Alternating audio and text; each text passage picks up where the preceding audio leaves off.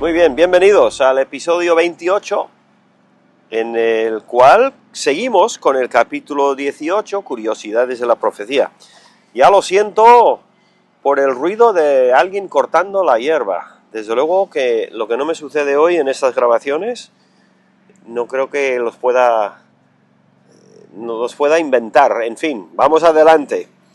Estamos, como dije, el capítulo es diferentes curiosidades acerca de la profecía, y en esta sección que vamos a empezar ahora es una precisión total. Cuando se trata de la profecía divina, no puede haber ni atajos ni desvíos, nada más que una precisión total servirá. Su palabra es completa y definitiva, lo que significa que incluye todo lo que debería incluir. Si una profecía es verdaderamente del Señor, cada parte de ella tiene que cumplirse, o no representaría a un Dios perfecto. ¿Vale? Es muy importante entender eso. La palabra de Dios, no solo la profecía, en ninguna parte de la palabra de Dios le sobra una palabra ni le falta una palabra. Y en la profecía tampoco. En Lucas 24 el Señor dijo, y les dijo, estas son las palabras que os hablé, estando aún con vosotros, que era necesario que se cumpliese todo lo que está escrito de mí en la ley de Moisés, en los profetas y en los salmos. Y luego en Hechos 13, 29, y habiendo cumplido todas las cosas que de él estaban escritas, quitándolo del madero, lo pusieron en el sepulcro. Bien. Luego la siguiente sección no es un productor de fe, no genera fe la profecía. Bien, es común que los escépticos digan algo así como, si Dios hiciera un milagro, entonces yo creería. Sin embargo, el ministerio del Señor nos muestra que esta afirmación simplemente no es cierta. Los milagros no hacen creyentes a nadie. En definitiva, la persona que no cree en Dios ni en su palabra lo hace no por falta de pruebas, sino por falta de voluntad. Lo admita o no, el problema central es que no quiere creer. El profeta Isaías lo indicó en el capítulo 53 cuando señaló que aunque el Señor había revelado su brazo, casi nadie creía. Jesús cita esta declaración para probar el mismo punto. En Isaías 53:1 dice, ¿quién ha creído a nuestro anuncio? ¿Y sobre quién se ha manifestado el brazo de Jehová? Sobre Israel, pero no creían. Luego en Juan 12, pero a pesar de que había hecho tantas señales delante de ellos, no creían en él, para que se cumpliese la palabra del profeta Isaías que dijo, Señor, ¿quién ha creído a nuestro anuncio? ¿Y a quién se ha revelado el brazo del Señor? Bien, Jesús contó una vez la historia de un hombre que había muerto y había ido al lugar de tormento. Este hombre le rogó al padre Abraham que enviara a alguien a la tierra para contarles a sus hermanos acerca de este horrible lugar. Cuando Abraham respondió que debían leer y escuchar la ley y los profetas, el hombre rechazó esa idea y quería que alguien hiciera un milagro, algo aún mayor como regresar de los muertos. Abraham le aseguró que todavía no creerían, sin importar el evento milagroso que presenciaran. Su incredulidad no se debió a la falta de evidencia, sino a la falta de fe. Esto en Lucas 17, y Abraham le dijo, a Moisés y a los profetas tienen, óiganlos. Él entonces dijo, no, padre Abraham, pero si alguno fuere a ellos de entre los muertos, se arrepentirán. Mas Abraham le dijo, si no oyen a Moisés y a los profetas, tampoco se persuadirán, aunque alguno se levantare de los muertos. Bien, la siguiente sección es profetas en la oscuridad. ¿Cuánto entendieron los profetas de sus propias profecías? La pregunta es un poco compleja y no hay una respuesta definitiva. Como hemos visto, muchas veces sus profecías tuvieron múltiples significados y cumplimientos. ¿Podrían descifrar elementos de sus profecías que se cumplirían inmediatamente de aquellos que estaban lejanos en el futuro? El apóstol Pedro parece abordar esta cuestión cuando escribe reflexiones sobre el significado de sus propias palabras. Hasta cierto punto, el Señor dejó a los profetas en la oscuridad. Y esto es lo que dice Pedro en 1 Pedro 1.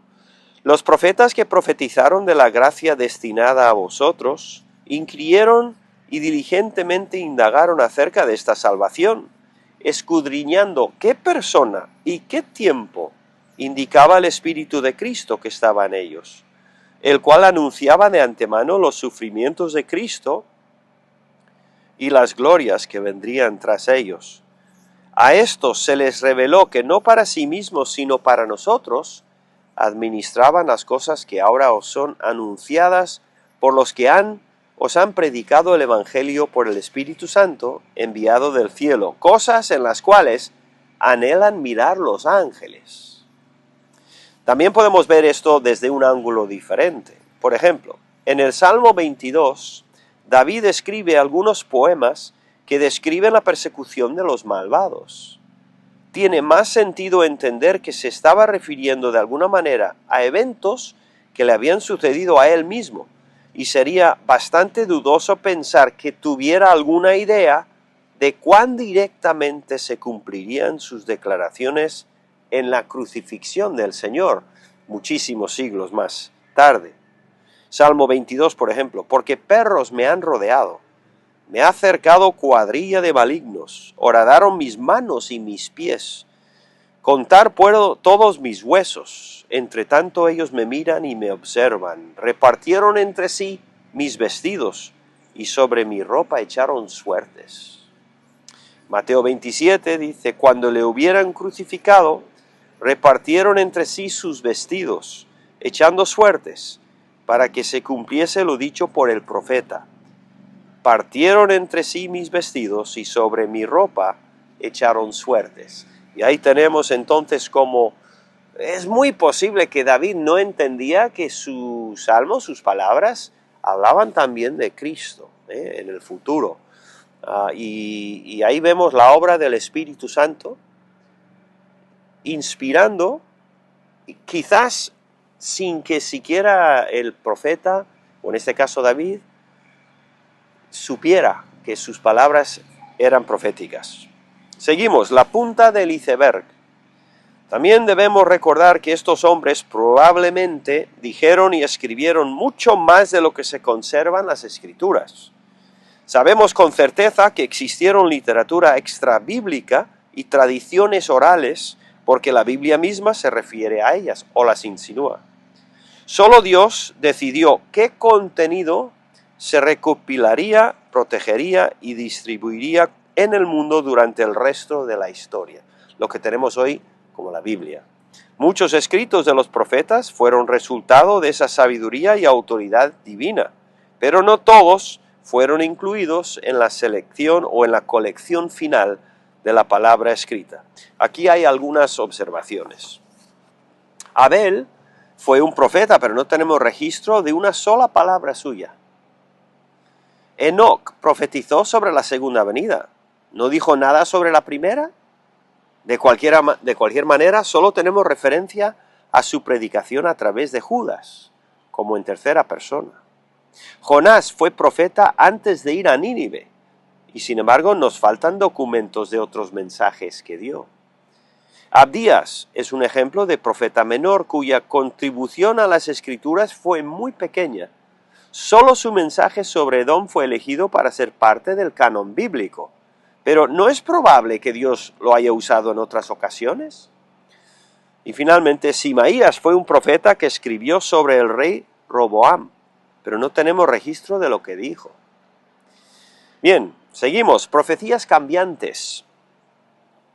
Cuando los mandamientos de Dios llegan al tiempo desde la eternidad, pueden ocurrir cosas extrañas. Al menos en un caso, el Señor modificó su profecía inicial después de una oración. En un evento aludido anteriormente, Isaías le dijo al rey Ezequías que iba a morir y que por lo tanto debía poner su casa en orden. El rey quedó angustiado y rogó a Dios que le prolongara la vida. Y eso es exactamente lo que pasó. En aquellos días Ezequías cayó enfermo de muerte.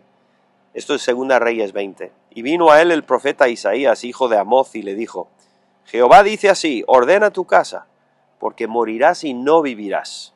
Entonces él volvió su rostro a la pared y oró a Jehová, y dijo, y luego en el 2, más adelante, y antes que Isaías saliese hasta la mitad del patio, vino palabra de Jehová a Isaías diciendo: vuelve y di a Ezequías, príncipe de mi pueblo, así ha dicho, o así dice Jehová, el Dios de David de tu padre, yo he oído tu oración y he visto tus lágrimas, he aquí que yo te sano, al tercer día subirás a la casa de Jehová. Entonces el Señor modificó su profecía en base a la oración del rey. Seguimos, profetas con luchas internas.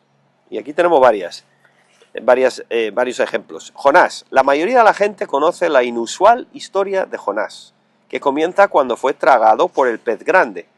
Sin embargo, todo el libro es un tira y afloja entre Dios y su profeta. Sin duda, debía estar un poco desequilibrado. ¿Cómo puede alguien realmente pelear con el Señor? Pero en el ejercicio del misterioso don del libre albedrío, podemos, en efecto, discutir con el Dios grande e infinito. Aquí hay algunos ejemplos del intercambio de palabras entre el hombre, que se suponía que iría directamente a Nínive con un mensaje de juicio, y el Señor, que le había encargado hacerlo. Jonás 1:3. Y Jonás se levantó para huir de la presencia de Jehová a Tarsis, y descendió a Jope, y halló una nave que partía para Tarsis, y pagando su pasaje, entró en ella para irse con ellos a Tarsis, lejos de la presencia de Jehová. En el 3:10, y vio Dios lo que hicieron, que se convirtieron de su mal camino, y se arrepintió del mal que había dicho que les haría, y no lo hizo. En el 4:1, pero Jonás se apesadumbró en extremo, y se enojó con Dios. Más adelante, ahora pues, oh Jehová, te ruego que me quites la vida, porque mejor me es la muerte que la vida. Y Jehová le dijo: ¿haces tú bien en enojarte tanto? Aquí hay una discusión y el profeta está enfadado con Dios. Más adelante, y aconteció que al salir el sol preparó Dios un recio viento solano, y el sol hirió a Jonás en la cabeza y se desmayaba y deseaba la muerte, diciendo: mejor sería para mí la muerte que la vida. Entonces dijo Dios a Jonás: ¿tanto te enojas por la calabacera? Y él respondió: mucho me enojo, hasta la muerte. Así que vaya con el profeta Jonás. Menuda discusión tuvo con Dios. Luego tenemos a Elías. Cuando Elías se dio cuenta de que su ministerio profético no estaba teniendo el efecto que esperaba y que el riesgo para su propia vida aumentaba, su lucha interna se volvió intensa. En sus palabras al Señor, después de viajar a las tierras desiertas, podemos detectar desesperación, desilusión y franco desánimo. Incluso hay la sospecha de impaciencia y frustración. Las Escrituras no ocultan su actitud, ni la tierna pero firme respuesta del Señor. 1 Reyes 19. Él se fue por el desierto un día de camino, y vino y se sentó debajo de un enebro, y deseando morirse dijo: basta ya, oh Jehová, quítame la vida, pues no soy yo mejor que mis padres. Y un poco más adelante, y ahí se metió en una cueva donde pasó la noche, y vino a él palabra de Jehová, el cual le dijo: ¿qué haces aquí, Elías? Él respondió: he sentido un vivo celo por Jehová, Dios de los ejércitos, porque los hijos de Israel han dejado tu pacto, han derribado tus altares, y han matado a espada a tus profetas, y solo yo he quedado, y me buscan para quitarme la vida. Así que ahí podemos sentir y escuchar ahí, ¿no?, la frustración de Elías. Y luego, finalmente, Jeremías. Cuando Dios lo llamó al ministerio profético, Jeremías no estaba en absoluto emocionado. Inmediatamente empezó a dar excusas, las cuales el Señor no aceptó. Años más tarde, mientras servía fielmente al Señor, luchó contra la tristeza, la frustración, el miedo y la confusión. El Señor lo consoló y lo sostuvo a través de todo esto, y su testimonio ha alentado y ha inspirado a millones de personas durante milenios. Fijaros en palabras de Jeremías 1:6. Y yo dije, Señor Jehová, he aquí, no sé hablar porque soy niño. Luego en el capítulo 9, oh, si mi cabeza se hiciese aguas y mis ojos fuentes de lágrimas, para que llore día y noche los muertos de la hija de mi pueblo. Luego en Génesis 15, ay de mí, madre mía, que me engendraste hombre de contienda y hombre de discordia para toda la tierra. Nunca he dado ni tomado en préstamo, y todos me maldicen. Y luego Jeremías en el 20, me sedujiste, oh Jehová, y fui seducido, más fuerte fuiste que yo, y me venciste. Cada día he sido escarnecido, cada cual se burla de mí, porque cuantas veces hablo, doy voces, grito, violencia y destrucción, porque la palabra de Jehová me ha sido para afrenta y escarnio cada día. Y dije, no me acordaré más de él, ni hablaré más en su nombre.